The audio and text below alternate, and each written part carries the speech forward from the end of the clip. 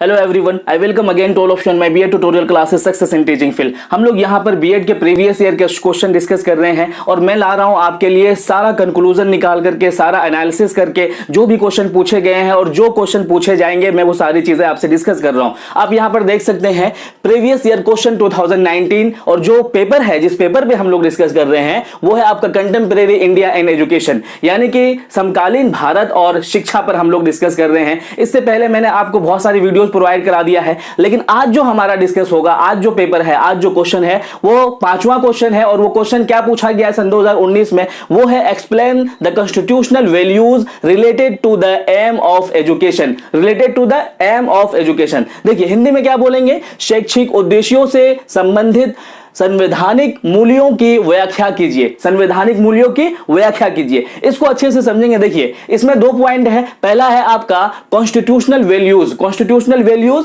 यानी कि संवैधानिक जो मूल्य है वो क्या है, और दूसरा पॉइंट है aim of education. Aim of education पूछा गया है, यहां पर दो पॉइंट है। इन सभी चीजों को हम लोग अच्छे से समझते हैं ताकि आपका आंसर बहुत इफेक्टिव हो। और मैं एक चीज बता देता हूं आपको, मैं ये श्योरिटी के साथ आपसे कहता हूं कि यहां पर मैं आपको जो पढ़ा रहा हूं ना 10 से 15 मिनट में, ये सारी चीजें अगर आपने उसी तरीके से लिख लिया, उसी तरीके से पढ़ लिया, तो मैं आपको कह सकता हूं कि इस तरह से कहीं किताब में नहीं है और यही इसका एग्जैक्ट आंसर है। और मैं आपको श्योरिटी देता हूं, इसलिए कि आप भी यही हैं और मैं भी इसी चैनल पे आपको मिलूंगा। मैं श्योरिटी देता हूं इस बात का कि आप टॉप करेंगे, आप बेस्ट नंबर लाएंगे। बस आप मेरी तरीके से करते जाइए, मेरी तरीके से पढ़ते जाइए, सब कुछ बेस्ट होगा। देखिए फर्स्ट ऑफ ऑल कॉन्स्टिट्यूशन की बात किया इन्होंने, कॉन्स्टिट्यूशन वैल्यूज की बात की है और एम्स ऑफ एजुकेशन की बात की है। इन दोनों को समझते हैं। सबसे पहले देखिए आप क्या लिखेंगे इसमें, सबसे पहले आप इस तरीके से लिखेंगे। आप जानते हैं कि 15 अगस्त 1947 में हमारा इंडिया जो है आजाद हो जाता है, फ्री हो जाता है पूरी तरीके से। उसके बाद है 26 नवंबर 1949 में इसको संविधान को एक्सेप्ट किया जाता है। संविधान को कब, 26 नवंबर 1949 को हमारा संविधान एक्सेप्ट किया जाता है और 26 जनवरी 1950 को यह इंप्लीकेशन किया जाता है इसका, यानी कि इंप्लीमेंट किया जाता है संविधान का। और ये पूरी तरीके से आप जानते हैं कि हमारा जो संविधान है एक आदर्श यानी कि आइडियल संविधान है, क्योंकि इसमें सभी के लिए प्रावधान बनाया गया है ताकि उसके हित की रक्षा की जा सके, सभी को फ्रीडम मिल सके, सभी को समानता का अवसर मिल सके और सभी विकास कर सके और प्रगति कर सके। इतना हम लोग समझते हैं, ठीक है ना, इतना हम लोग समझते हैं।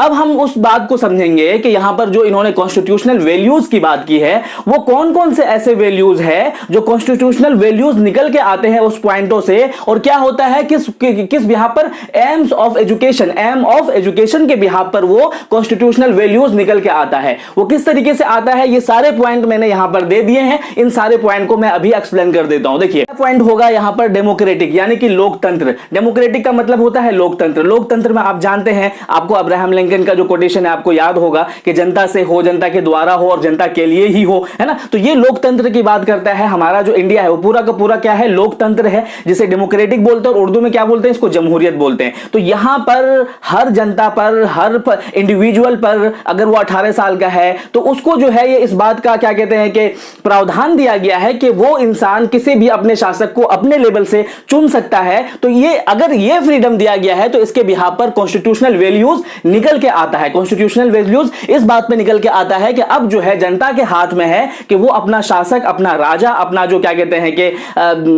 राजा जो है किसको चुनेगा, इस बात की यहां पर फ्रीडम दी जाती है, जिसके बिहाफ पर कॉन्स्टिट्यूशनल वैल्यूज निकल के आता है। उसके बाद आप देखेंगे कि जस्टिस यानी कि न्याय। जस्टिस का मतलब क्या है, न्याय। तो ये जो न्याय है ना या फिर जस्टिस जो है, यहां पर संविधान न्याय को सामाजिक हो, चाहे वो आर्थिक हो, राजनीतिक क्षेत्रों पर क्या करता है, राजनीतिक क्षेत्रों पर बल देता है।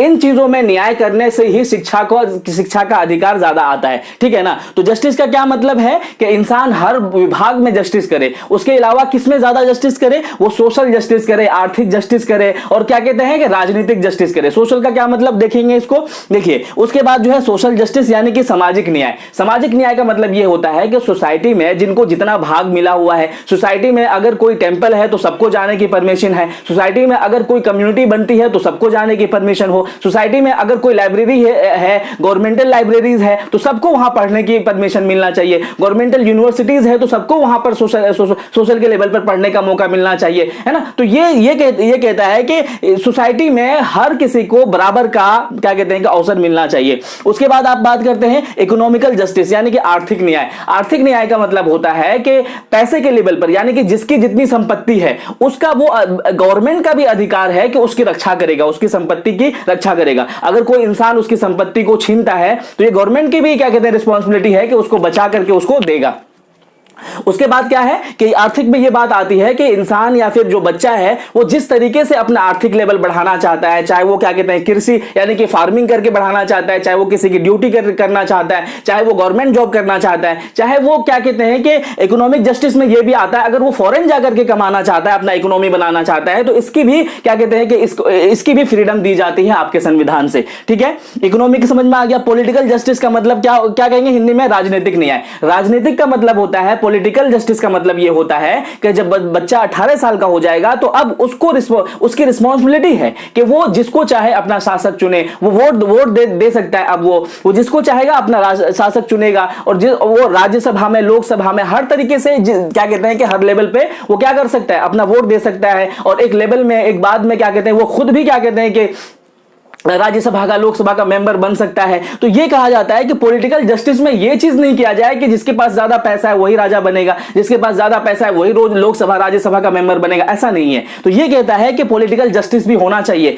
किसी भी पर्सन को, किसी भी लोगों को, चाहे वो किसी भी जात से हो, किसी भी धर्म से हो, किसी भी स्थान से हो, हर किसी को पॉलिटिकल जस्टिस मिलना चाहिए। इतना समझ में आया। उसके बाद होता है आपका लिबर्टी। लिबर्टी का मतलब होता है स्वतंत्रता, यानी कि इंसान को लिबर्टी हर चीज की मिलनी चाहिए, चाहे वो फ्रीडम ऑफ स्पीच हो, चाहे वो फ्रीडम ऑफ भाषण हो, है ना, फ्रीडम ऑफ किसी भी चीज की हो। अगर वो क्या कहते हैं कि सोसाइटी में रहना चाहता है तो उसकी फ्रीडम मिलना चाहिए उसको। सोसाइटी का मेंबर है तो उसको फ्रीडम मिलना चाहिए। वो किस तरीके से पहनेगा, किस तरीके से खाएगा, किस तरीके से बोलेगा, किस धर्म को अपनाएगा, किस क्या कहते हैं किस जगह पर जाकर के पढ़ाई करेगा, किस यूनिवर्सिटी में, यानी कि हर तरह की उसको लिबर्टी मिलनी चाहिए। यहां पर कोई इस बात से रोक नहीं सकता है कि आप जो है फला जाति के हैं, फला धर्म के हैं तो आपको यहां पर पढ़ने नहीं। जैसे कि होता था ना दलित के साथ में, बैकवर्ड क्लास के साथ में क्या होता था, उनको साथ में ये होता था एजुकेशन नहीं दिया जाता था, है ना, उनको छुआछूत के नाम पर उसको हटा दिया जाता था। तो ये माना जाता है कि लिबर्टी यानी कि किसी के जात के बिहाफ पर, धर्म के बिहाफ पर, लिंग के बिहाफ पर लिबर्टी क्या कहते हैं कि आप असमानता नहीं करेंगे, बल्कि लिबर्टी उसको फ्रीडम है कि वो फ्रीडम ऑफ स्पीच यानी कि वो बोल सकता है, अपने हक की बात बोल सकता है, वो सोसाइटी में विचार कर सकता है। इस तरह की फ्रीडम इसकी बात होती है। उसके बाद आप देखेंगे इक्वालिटी यानी कि समानता। समानता में इस बात को रखा जाता है कि हर इंसान को बराबर का क्या कहते हैं कि समानता दिया जाए। सपोज दैट कि अगर लिंग के बिहाफ पर देखें, लिंग के बिहाफ पर आप क्या देखेंगे, अपने घर में आपको देखने के लिए मिलेगा कि जो आपका जो घर है वो क्या होता है, वो पुरुष प्रधानता होता है। यानी कि जो पापा होते हैं वही सारे जो डिसीजन लेते हैं, वही किस तरीके से करना है, कैसे चलना है, क्या पहनना है, क्या खाना, वही डिसीजन लेते हैं। जबकि ये गलत है, सबको बराबर का होना चाहिए। अगर वहां पर क्या कहते हैं पेरेंट्स है तो वहां पर पेरेंट्स में क्या है, मॉम भी है, तो उसको क्या है कि वो क्या कहते हैं कि होमवर्क करती है, तो उसके बिहाफ पर वो होमवर्क क्या होता है, उनका होम जो घर के काम करती है, वो डोमेस्टिक वर्क जो करती है उसका जो है पेड नहीं होता है, पैसा नहीं दिया जाता है। और जो आदमी जो काम करता है उसका पेड होता है, पैसा दिया जाता है, जिसके बिहाफ पर उसको क्या करते हैं, नीच तरीके से देखा जाता है। तो कहने का क्या मतलब है कि इक्वालिटी हर लेवल पर मिलना चाहिए, चाहे वो पढ़ाई का अवसर हो, जहां चाहे वो जाकर के पढ़ सकता है, जिस कंट्री में, जिस लाइब्रेरी में, जिस स्कूल में, जिस कॉलेज में, जिस विश्वविद्यालय में, जहां वो चाहे जाके पढ़ सकता है। किसी तरह की असमानता की, इनइक्वालिटी की बात नहीं आएगी, ये आपका संविधान कहता है। उसके बाद आपका देख सकते हैं फ्रेटर्निटी। फ्रेटर्निटी का मतलब होता है क्या कहते हैं, बंधुत्व। बंधुत्व यानी कि फ्रेटर्निटी का मतलब होता है कि हर किसी की अपनी एक गरिमा होती है। तो ये सोसाइटी ये कहता है या फिर संविधान आपका ये कहता है कि किसी की गरिमा को ठेस नहीं पहुंचाना चाहिए। जैसे कि आपके सोसाइटी में कुछ लोग बहुत पिछड़े हैं तो उन पिछड़े तबकों को भी ऊपर लेकर के आने की बात करो। आप ऐसा नहीं करो कि आप तो बहुत पीछे हो, आप तो बहुत ज्यादा बैकवर्ड हो, तो आप हमारे साथ नहीं बैठ सकते हो, आप हमारे साथ नहीं खा सकते हो, आप हमारे साथ काम नहीं कर सकते हो। ये नहीं करना है। फ्रेटर्निटी का मतलब होता है कि किसी भी क्या कहते हैं कि किसी के इंसान की जो फीलिंग्स है उसको ठेस नहीं पहुंचाना है, बल्कि आपको उसको अवसर देना है ताकि वो बेहतर कर सके। उसके बाद आप देख सकते हैं सेकुलरिज्म, जैसे कि धर्मनिरपेक्षता बोलते हैं। धर्मनिरपेक्षता का एक वर्ड में अगर आप बात समझेंगे तो धर्मनिरपेक्षता का मतलब होता है हमारा क्या कहते हैं कि इंडिया में कि हर किसी को अपना धर्म चुनने का, अपना धर्म अपनाने का क्या कहते हैं कि इख्तियार है, रिस्पॉन्सिबिलिटी है कि वो अपना जो भी धर्म चाहे वो अपना सकता है। कोई गवर्नमेंट हो चाहे फिर कोई भी क्या कहते हैं कि आपका वॉलंटियर हो, कोई भी इंसान आप पर क्या कर सकता है, आप पर ये दबाव नहीं डाल सकता है कि आप इसी धर्म को अपनाओगे, आप इस धर्म में आओगे, आपके साथ जबरदस्ती नहीं कर सकता है। तो क्या मतलब होता है सेक्युलरिज्म का कि आप अपनी मर्जी से जिस धर्म को चाहेंगे अपनाएंगे, और ये किसका, गवर्नमेंट का या फिर संविधान का ये क्या कहते हैं कि रिस्पॉन्सिबिलिटी है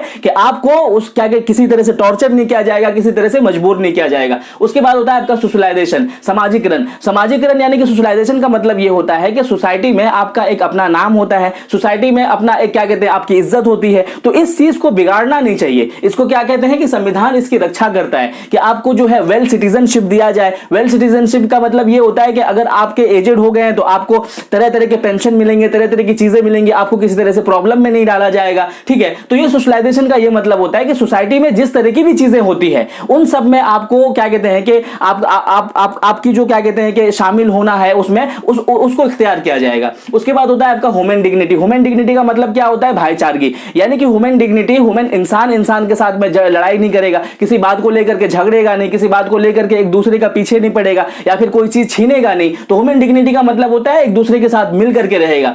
तो ये सारी चीजें क्या है, ये सारी चीजें क्या कहते हैं कि इसी सारी चीजों से कॉन्स्टिट्यूशनल वैल्यूज समझ में आती है और जिसके बिहाफ पर हम एम ऑफ एजुकेशन को भी समझते हैं। अगर इन सारी चीजों को अप्लाई किया जाता है तभी क्या है, कॉन्स्टिट्यूशनल वैल्यूज को समझ कॉन्स्टिट्यूशनल वैल्यूज हमें समझ में आती है और फिर उसके बाद जो है एम ऑफ एजुकेशन यानी एजुकेशन का जो उद्देश्य होता है वो भी हम समझते हैं। क्योंकि हमारे संविधान का जो मूल्य क्या कहते हैं अधिकार होता है वो क्या होता है, यही होता है ना कि लोकतंत्र हो, समाजवाद हो, है ना, धर्मनिरपेक्षता हो, है ना, और जितने भी नागरिक हैं उनके अधिकारों की क्या कहते हैं कि रक्षा की जाए। यही इंपॉर्टेंट वैल्यूज होती है हमारे जो संविधान की वैल्यूज इंपॉर्टेंट क्या क्या होती है, यही सारी होती है। और इसी के बिहाफ पर हम क्या समझते हैं, कॉन्स्टिट्यूशनल वैल्यूज समझते हैं और इसी बिहाफ पर हमारा एम ऑफ एजुकेशन भी डिसाइड होता है। तो आई होप कि आपको यह भी समझ में आया होगा। किसी तरह की क्वेरीज और क्वेश्चन होगा तो कमेंट सेक्शन में जरूर पूछिएगा। Thank you so much video देखने के लिए।